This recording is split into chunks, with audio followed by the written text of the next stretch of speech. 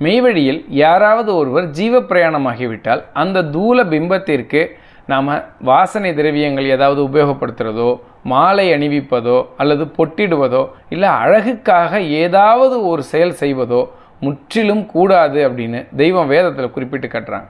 அதுக்கு காரணம் என்ன சொல்கிறாங்க அப்படின்னா, அது ஏற்கனவே வாசனை அதற்குள்ளேருந்து வெளிவர ஆரம்பிச்சிருது. ஏன்?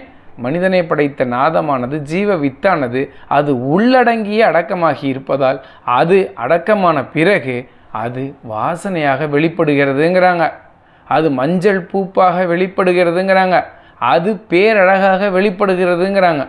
அப்போ அந்த அழகுக்கு மேல் நீ ஒரு அழகை சேர்க்கணும்னு நினைக்கிறது இறைவனுடைய செயல் ஏதோ ஒரு மட்டமாக இருப்பது போலவும், நீ இறைவனுக்கு உதவி செய்து அந்த அழகுக்கு மேலும் கொஞ்சம் அழகு சேர்ப்பது போல இருக்கு. இது இறைவனுடைய செயலை அவமானப்படுத்துகிற செயல் அப்படின்னு சொல்கிறாங்க. அதனால ஜீவப்பிரயாணமாகி இருக்கிற யாருடைய தூல பிம்பத்துக்கும் நாம் எந்த ஒரு செயலும் செய்யக்கூடாது. ஆதிநாயகம் பாடி தெய்வ எண்ணத்தோடு கொண்டு போய் அடக்கம் பண்ணிட்டு வரணும்னு தெய்வம் நமக்கு வேதத்தில் குறிப்பிட்டு காட்டுறாங்க.